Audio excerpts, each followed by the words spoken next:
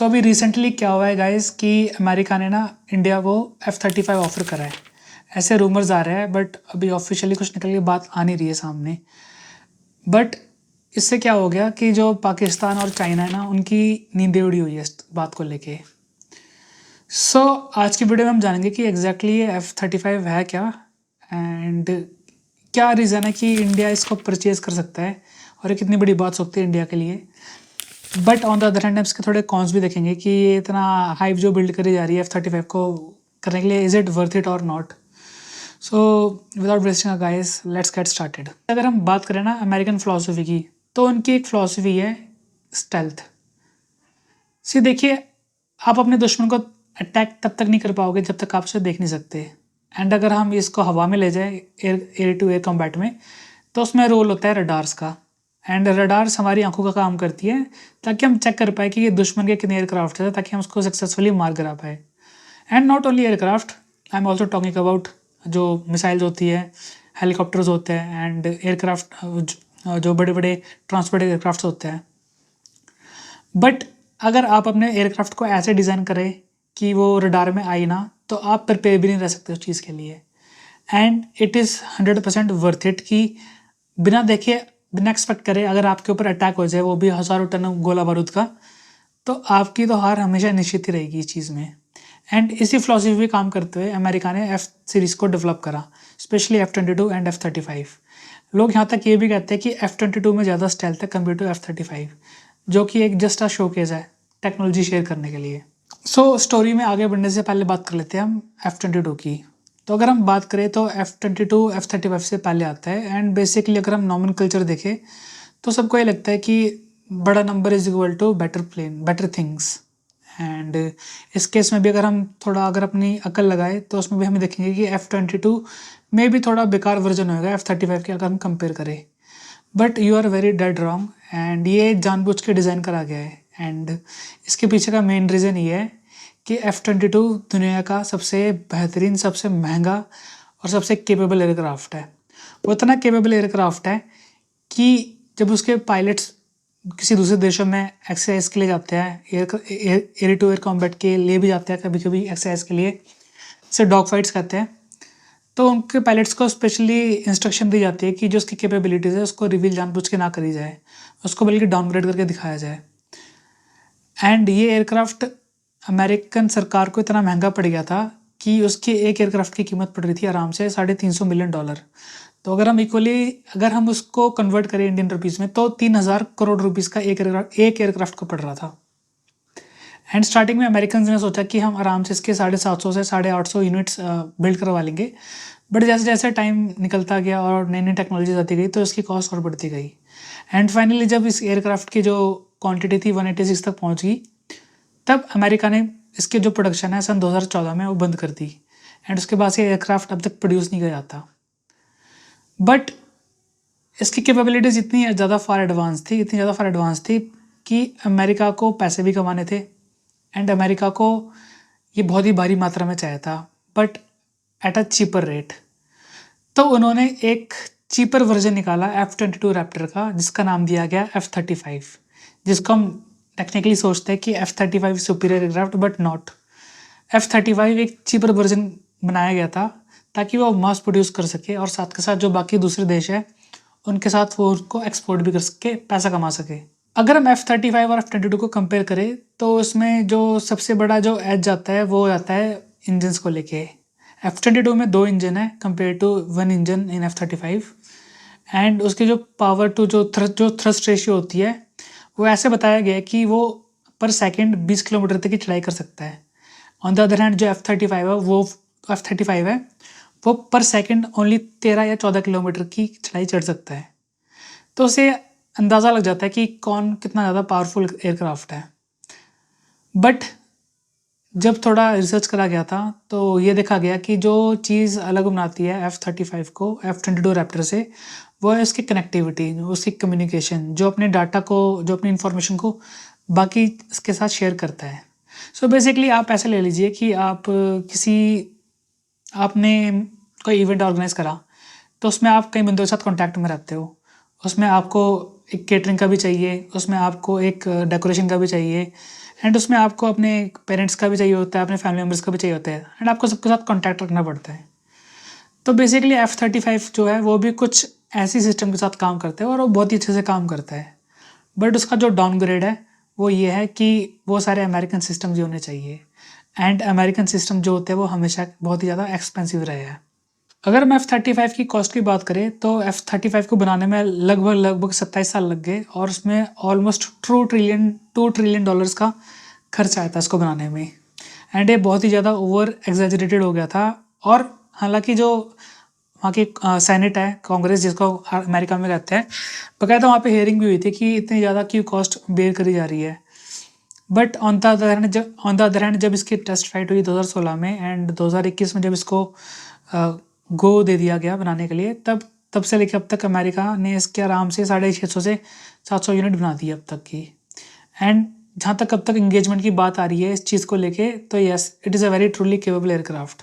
So guys, अब हम बात कर लेते हैं जो उसमें थर्ड प्लेयर है जिसकी एंट्री होती है, वो है रशिया का सुखोई 57। एंड उसकी हिस्ट्री बहुत ही ज़्यादा अप एंड डाउन रही है, स्पेशली अगर हम अपनी डिफेंस की बात करें। सो बेसिकली जब ये एयरक्राफ्ट अपनी इनिशियल स्टेज में था तब इंडिया ने बिल्कुल कोलैबोरेट किया था, एंड उनको ऑफर करा गया था कि हम आराम से $2 या $3 बिलियन का हम इसमें असिस्टेंट प्रोवाइड करेंगे। बट इसमें एक शर्त रखी गई थी कि जो उसकी पूरी फुल फ्लैश टेक्नोलॉजी है, ट्रांसफ़र ऑफ टेक्नोलॉजी, वो हमें दिया जाएगा 100%। एंड उसमें जो सबसे ज़्यादा मोस्ट क्रिटिकल थी वो थी उसकी जो जेट इंजन होता है उसको बनाने का, उसकी टेक्नोलॉजी। सो बेसिकली आपने भी एक बात सुनी होगी कि स्पेस में जाना आसान है अगर हम कंपेयर करें, अगर एक जेट इंजन अपने कंट्री में बनाया जाए। सो जेट इंजन बनाना इतना ज़्यादा मुश्किल है कि उसमें इस्तेमाल किया जाता है एग्जॉटिक मटेरियल्स का, एंड जो एग्जॉटिक मटेरियल्स है वो नेचर में नहीं मिलते, उसको आर्टिफिशियली बनाया जाता है। एंड वर्ल्ड में बहुत ही कम कंट्रीज़ हैं वो इसको सक्सेसफुली बना पाई है, जिसमें इंक्लूड है China, France, Britain and America and Russia of course. तो जब Su-57 जब प्रोग्राम चल रहा था तो स्पेशली हमारे जो साइंटिस्ट थे, जो हमारी टीम थी, उन्होंने इसी चीज़ की डिमांड करी थी कि हमें पूरा टेक्निकल नो हाउ बताया जाए ताकि हमारा जो होम ग्रोन चल रहा था एम का 5th जनरेशन फाइटर एयरक्राफ्ट, उसमें हम इसका इस्तेमाल कर पाए। और हमारा जो कावेरी इंजन है जो फेल हो रहा था बार बार, उसकी भी हम इसमें हेल्प लेके थोड़ा टेक्निकल नो हाउ से इंजन को डेवलप कर पाए। बट ये पॉइंट था जिसमें रशिया और अमेरिका और सारी कंट्रीज एक साथ हो जाती है, एंड रशिया इस चीज़ के लिए मना कर देता है, बट वो कहता है कि हम बाकी आपको असिस्टेंट पूरी प्रोवाइड कर देंगे। फिर ये डील थोड़ी लंबी खींचती है, एंड 5-6 साल बाद और हज़ारों करोड़ रुपए खर्च करने के बाद इस डील को कैंसिल कर देते हैं, एंड ये ठंडे बस्ते में चला जाता है। बट जो सुखोई 57 है उसको इस चीज़ से डिज़ाइन करा गया था कि वो स्टेल्थ रहेगा। बट जब हमारे जो साइंटिस्ट है, हमारे जो DRDO के साइंटिस्ट वहाँ पे उन्होंने चेक करा, थोड़ा टेक्निकल में जाके चेक करा, तो उन्होंने चेक करा कि सामने से तो एयरक्राफ्ट बिल्कुल स्टेल्थ लगता है, बट अगर साइड से अगर रडार चला जाए तो बिल्कुल एक ही बहुत भयंकर सिग्नेचर देता है, जैसे कि एक ट्रक जा रहा हो। तो वो जो सिग्नेचर मूव था उसका कि ये स्टेल्थ है, वो हमेशा के लिए ख़त्म हो जाता है। तो इस करके इंडिया ने कुछ साल बाद विड्रॉ करा, क्योंकि इंडिया को मेन ज़रूरत थी स्टेल्थ टेक्नोलॉजी की, जो कि उसमें नहीं मिल रही थी। बट वो बहुत ही ज़्यादा केपेबल एयरक्राफ्ट है, एंड जो उसकी सबसे बड़ी स्ट्रेंथ है Su-57 की, वो उसकी मनूवरेबिलिटी, एंड वो डॉग फाइट में 1-on-1 आराम से F-35 को हरा देगा। बाकायदा उसको पहले F-35 को देखना भी चाहिए। अब बात करते हैं कि इन दोनों एयरक्राफ्ट में सबसे बढ़िया कौन सा रहेगा। तो देखिए guys, it's depends upon cost, specially अगर हम अपनी कंट्री की बात करें। जो अमेरिकन है वो इंडिया को F-35 बेस मॉडल का ऐसे लगा लीजिए ऑफर कर रहे हैं $90 मिलियन का, जो कि अराउंड बैठ जाता है 780 करोड़ रुपए का एयरक्राफ्ट। बट इंडिया को एयरक्राफ्ट नहीं चाहिए, इंडिया को उसके साथ मिसाइलें भी चाहिए, उसके साथ अलग स्पेसिफिकेशन भी चाहिए, ये ध्यान में रखते हुए कि हमारे साथ चाइना का भी बॉर्डर है एंड पाकिस्तान का भी बॉर्डर है। तो आराम से जो कॉस्ट है ये 90 से 100 या 110 या $120 मिलियन पर एयरक्राफ्ट जा सकती है। But on the other hand जो Su-57 है उसको ऑफर करा जा रहा है $50 मिलियन का, जो कि इसका ऑलमोस्ट हाफ ही है। उसमें इंडिया को ये भी सहूलियत मिल रही है कि जो मेन क्रिटिकल टेक्नोलॉजी है, फुल ट्रांसफर ऑफ टेक्नोलॉजी, वो दिया जाएगा, एंड बाकायदा इंडिया में ही उसको एक तरह से प्रोडक्शन करी जा सकती है उसके आराम से।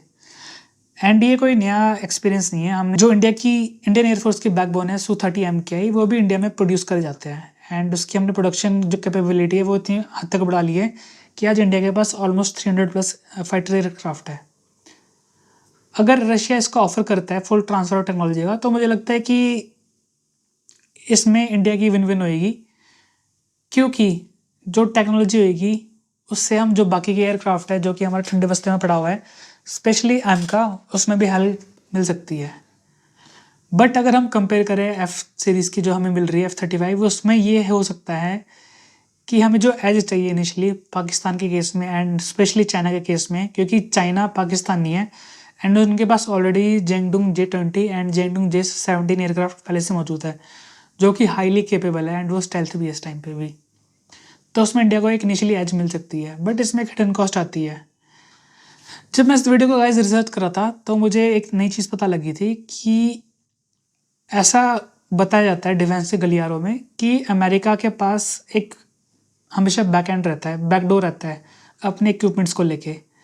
एंड उन्होंने स्पेशली जो पाकिस्तान है उसको इसी बात के लिए टॉर्चर करा था जब वो उनको अपने एयरक्राफ्ट और अपने वेपन्स ऑफर कर रहे थे, क्योंकि उनको इस बात का डर था कि उनके पास जो F-16 उन्हें ऑफर करा गया था वो इंडिया के साथ लड़ाई में इस्तेमाल ना करा जाए।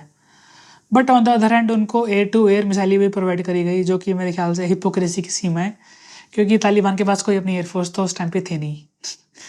तो वो डिपेंड करते हैं उनके स्टांस पे। But in the end video में मेरे ओपिनियन के हिसाब से मुझे ये लगता है कि अगर इंडिया थोड़ा संभल के चले और अपने जो प्रोजेक्ट्स है उस पर थोड़ा अगर पैसा लगाए रिसर्च एंड डेवलपमेंट पे, तो उसको ज़्यादा फ़ायदा हो सकता है। क्योंकि अभी हम चेक करें तो इनिशियली कोई वॉर हमारे ऊपर आ तो नहीं रही है, तो उसमें हम जो अनमैन्ड एरियल व्हीकल है स्पेशली UAV और ड्रोन्स, आर्म ड्रोन्स, उसमें इंडिया और ज़्यादा रिसर्च एंड डेवलपमेंट का काम भी कर सकता है। उसका फ़ायदा ये भी हो सकता है कि हम उसको मास स्केल में प्रोड्यूस भी कर सकते हैं। उसमें हमें एक पायलट को ट्रेन करने की ज़रूरत भी नहीं पड़ेगी एंड जो ट्रेन करा जाता है मॉडल के थ्रू उसको हम कितनी बार भी कॉपी पेस्ट कर सकते हैं। तो इस वीडियो में मैं आपको एक बहुत ही अच्छी इन्फॉर्मेशन के साथ एंड करना चाहूँगा, जो कि मुझे अभी इनिशियली रियलाइज़ हुई थी कि जो अमेरिका के पास जितनी भी F-35 एयरक्राफ्ट की फ्लीट है वो अराउंड 750 है इस टाइम पे। एंड जब मैंने इसकी कैलकुलेट की थी कॉस्ट, तो वो पड़ी थी आराम से 6,50,000 करोड़ रुपए की, जो कि इक्विवेलेंट है हमारे इंडिया के टोटल डिफेंस बजट का। तो इससे आप अंदाज़ा लगा सकते हैं कि अमेरिका की जो एयरफोर्स है वो कितनी ज़्यादा पावरफुल है वर्ल्ड में, जो कि बस एक F-35 की फ्लीट ही हमारे पूरे डिफेंस बजट के बराबर है। एंड अभी इसमें मैंने F-22 Raptor, X-1, B-1 bomber, इन चीज़ों को भी कैलकुलेट नहीं करा। सो अगर आपको मेरी वीडियो पसंद आए गाइस तो प्लीज़ इस वीडियो को एक लाइक ज़रूर दे के जाइएगा, इससे मुझे थोड़ी मोटिवेशन मिलेगी इस और नए कंटेंट आपके लिए लाने के लिए। So thank you guys, have a nice day and जय हिंद।